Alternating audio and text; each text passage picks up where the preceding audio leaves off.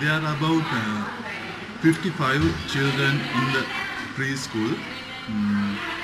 They are learning more activities in the preschool like gymnastics, dancing, reading, writing about. They can improve their skills in the preschool. After the preschool, usually integrated the year 1 class. Year 1 class doing teaching the sister, our director sister Greta, teaching the year 1 class.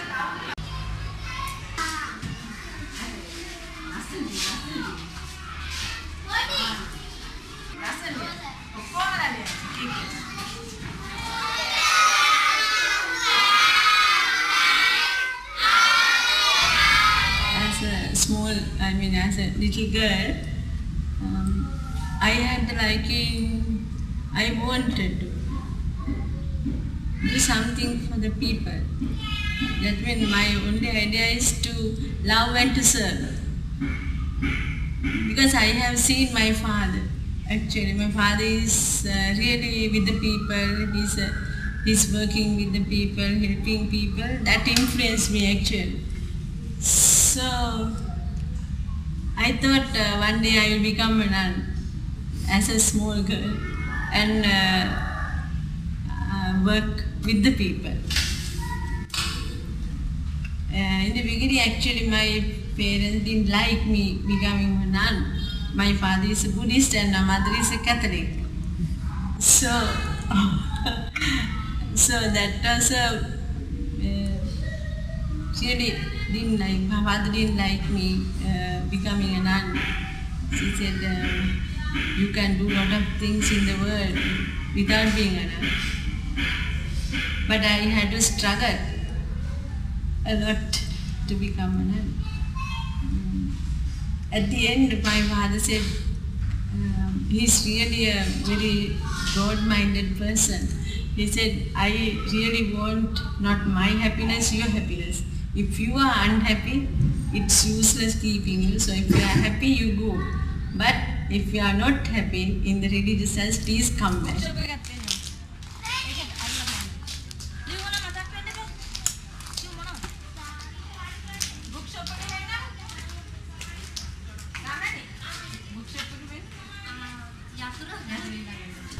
I was taking that.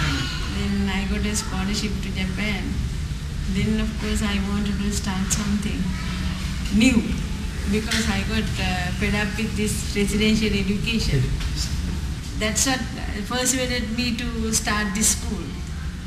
But in the beginning I never had an idea of starting a deaf school. I have never seen a deaf child even. I want to do something for the people, not to teach the deaf anyway. At the end I got fed up with deaf teaching. I didn't want to teach the deaf children. But somehow or other God pushed me to this. I had to struggle a lot. I went to father and told me that I'm struggling. I don't know what to do. I want to give up altogether, even the religious life and everything. Because I didn't want to teach the deaf children. Every day repeating the same thing, I really get fed up. It is not the religious life, the way of doing things I don't like, because I was at Ragama deaf school, so I couldn't do anything new because I had to get into their structure. I was a small sister, so I had to listen to everybody, elder superiors and everybody, and I had to get into their structure. More than that, I couldn't do anything. So I want to do a lot of things. I couldn't do anything, so I really thought useless my being here. That's all I thought. Then I go and work with the poor, grassroots level, with the people. Living with them and working with them. That's what I wanted. Then I told the superiors I wanted to really work with the poor. I don't want to teach the deaf. Then they said God wants you to, because I was really talented for this work, but I didn't want to do because I want to do something else. That time But one was, then I told my superior that I didn't want to come, I want to get out from that place. Then she said, then I met Father Eloy accidentally. I didn't know before that. Through the crisis I met him. Then I went for a seminar. Really I was down. I didn't know what to do. I just went there to get rid of everything. Not to follow the seminar. Then I went there. I saw Father Eloy came for a lecture, having tape recorders and everything. He was like a dynamite. He came in and he just looked at me and said, "Hello Greta, how are you?" Then I said, about 200 among people, he picked me up. I didn't know how. Then he said, "Hello, how are you? You look different. What is wrong with you?" He asked that at one. Then I said, "Father, I am not happy." At one, it really spontaneously went out of me. Then he said, he told my hand, he said, "After the lecture you come and see me." Then I went to him. That's the way I met him. Then he said, "After the lecture you come and see me."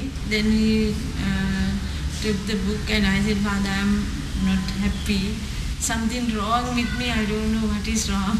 Then he said, "You come to Tulana to stay 2 days, not to go back." And I went to the convent and weekend I came to Tulana. Stayed with me, talked to me for hours and hours, and then after that really he's reading me, which I didn't want to do, I had to do also. Everything happened accidentally, actually. Deaf teaching, really I hate it. I got an old house, from that old house, a room. Because I pleaded that old woman, just give me a room to start with these little children. Everybody was afraid, but that old lady said, "Yes, you can have this room." So I started there. We collected few children, and on Saturday then I started teaching these children. While teaching, I thought I have to have teachers, because I am teaching in the government school and I can't work here also. What I did was, there were some A-level girls in the school. So I asked them whether they like to come and work with me. They just said yes and they helped me in the class. So what I did was I started giving some tuition, English tuition, to the children in that school, because principal wanted me to teach the children English. From that I got some money. From that money I started training these children. Two A-level pass girls. So I sent them for Montessori training with that money, with the tuition fees. Otherwise I didn't have anything in my hand. I had only the season ticket to come and go to the convent. So what I did was, I sent them for Montessori training and sent those children to that place. And I coordinate from the school. And I I had a good principal also. He also supported me a lot. In the beginning he didn't like me, but when the time goes on, he got to know me, who I am, and then he started liking me, and also the wife. Then from that place, I sent those children, 2 girls to that place, and I started teaching in the school. So from the school, from time to time, I went there to see what is happening, and I trained those girls there. When a child is admitted to the centre, we insist that one parent should attend daily with the child. The continuous involvement of the parents and the immediate family in the child's future is an essential requirement in our method of education. The parent learns alongside the child and continues the methods in the home environment with the involvement of the rest of the family. This enables the child to experience a learning environment 24 hours a day. The home becomes the school, and the school becomes the home.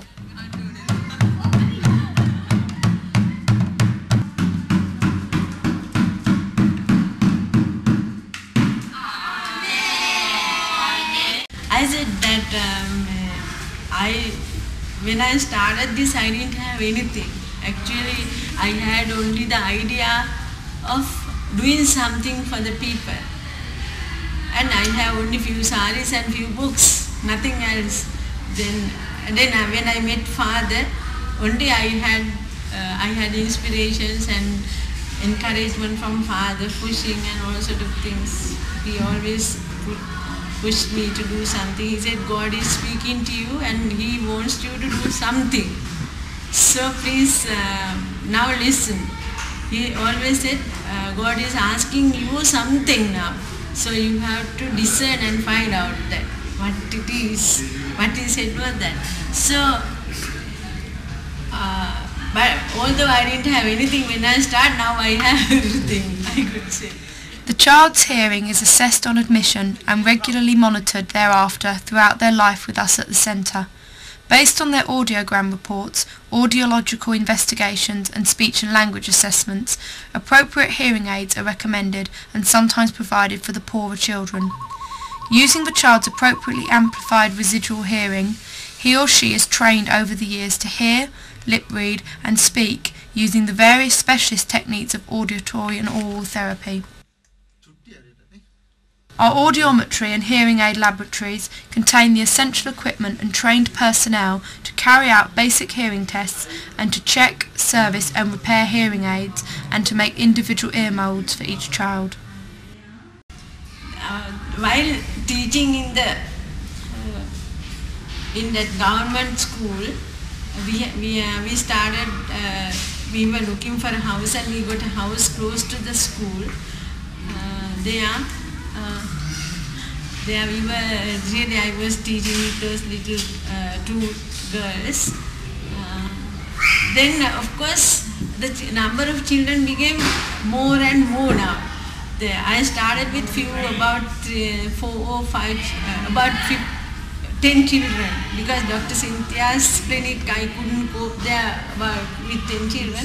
Then that's why we were looking for a place. When we came to that place there were about 10 or 12 children. Then number became about 30. Then of course that room was not enough. That lady said you would get the whole house then. So that it was really a very, very old house, broken, the walls are broken and all. So I got those A-level boys and asked them to clean it and together with the boys I cleaned the whole place. Because it was not enough, what we did was they had this wood, their timber mills or something like that. They sold those wood things. What I did was I said I will have this also, this maduva like a thing. Then what I did, I got some cardboard pieces and covered that maduva and put some roof and started teaching there. Put goma on the floor and started teaching. It was nice anyway. And the parents cooperated very much. And at that time they had never seen a child doing O-level, A-level or anything. They didn't have any hope. I became the only hope for them. What happened? So they were really behind me doing anything what I said. So they were really cooperating.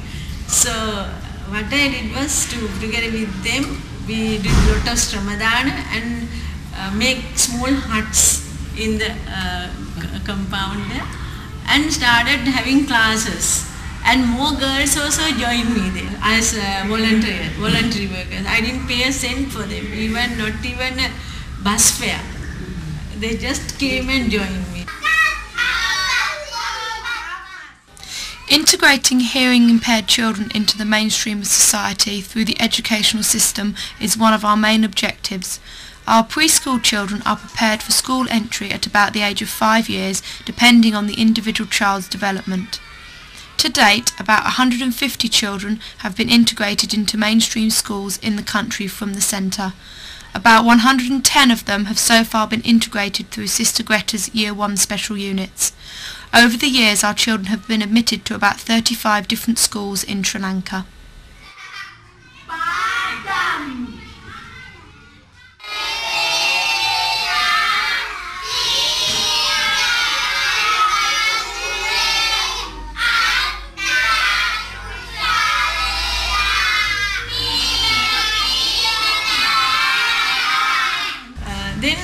one gentleman came and he asked me to, he brought his child and asked me to teach. I said, when I inquire, he is really a rich man, he is having 16 factories and asking me to teach this child. I said, then I was really, it was a rainy day, I was really in mud teaching with these children on the floor, putting mats and all. Then he asked me, sister, I want you to teach this child. I said, Anissa, you are mad, how can I teach you? You can take this child to the somewhere else. You can take him to England or Australia or somewhere and teach this child, because this is not a place for him. And also I have no equipment, I have nothing, no desk and chairs to sit there on the floor. Then what he said was, anyway sister, I don't take my child anywhere, I want you to teach somehow. You take the other, I won't go from here till you admit this child. Then he was sent by Dr. Cynthia. So, but I said, what is your problem, he asked. I said, problem is this place is not enough and I don't have anything, really no equipment, nothing. So so I need a better place to keep these children. Then he asked me, get into this car, I have a place, I will show you. If you want, you can have it. Then I got into his car and came here. He showed me, then this building was like the front portion, old house. He asked me to, he showed me the place and he gave me the keys and said, if you want, you occupy from tomorrow. Right? Then I got frightened. I didn't know what to do. I came, of course, with 2 teachers, not alone, because we were looking for places. No? So we looked everywhere and it is fine. We were talking about it. Anyway, I was reluctant to get the key. I didn't get the key to my hand. I said, this really, Father Eloy is the patron of, really he is the person who is pushing me and doing this work. Now actually the background to this is, we were looking for a place and each time we saw a place, I was the one who refused. And one of the reasons why I refused was, the parents who come with the children, who are normally poor, have to come by bus and getting down from the bus have to walk to the center.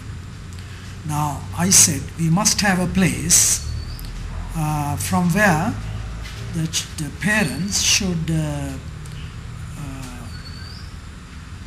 without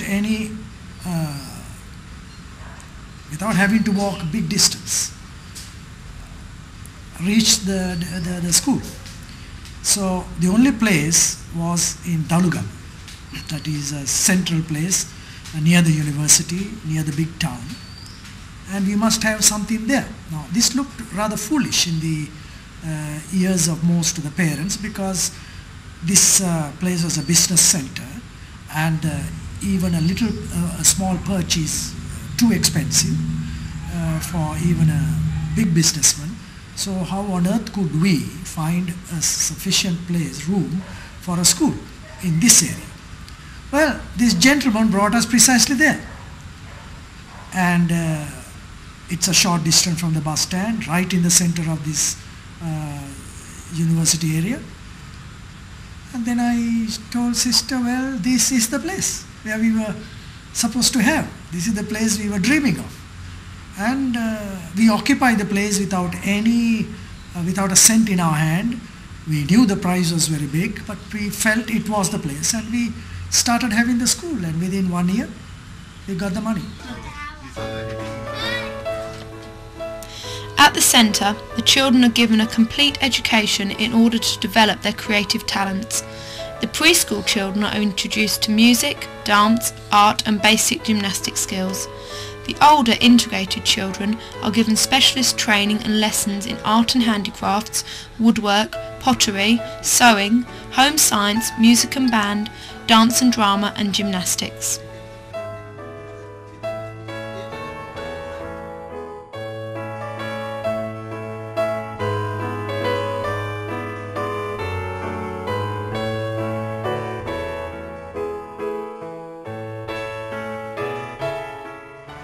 there was a priest who has come to do the research, do PhD with father to do the thesis, called Father Frisch. He's there.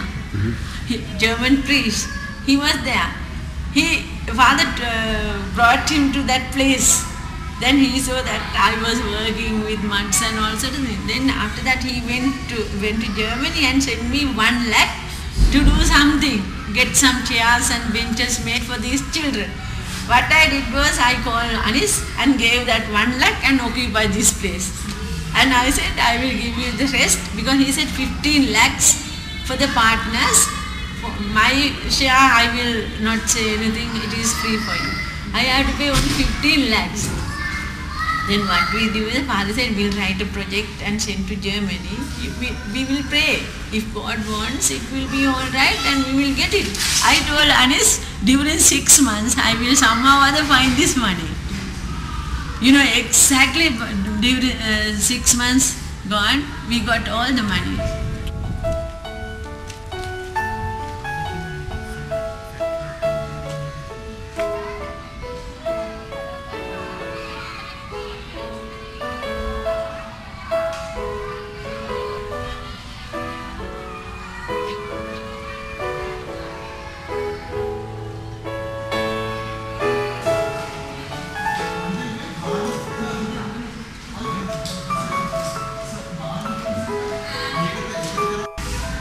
How this has happened, I can't believe that. I know that by myself I can't do such a thing. When I look at me also, everybody, when somebody comes, they ask, where is the big sister? Then I have to say, it's I. Then they were surprised. So, like that, I think God has done a lot of things in me and through me. I'm really happy. And I'm really grateful to God for all what He has done. Now I'm really happy when I look back. I have gone through a lot of difficulties, but I don't feel like these are difficulties actually. And everything has helped me to go forward, I could say. And I'm really not afraid to take any step. I know that God is there. I have no money, I don't have anything, but I start a lot of things in this institute, in this place, because I know God will help. Even the people who are Buddhist, they have learned to say now, God, sisters, God will give everything. Now, of course, now they don't say sisters go, now God will. Until I want to buy this land.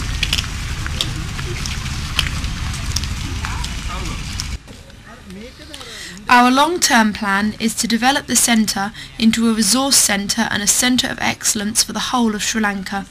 Alongside our educational expertise, we wish to share an efficient and comprehensive audiology and hearing aid service.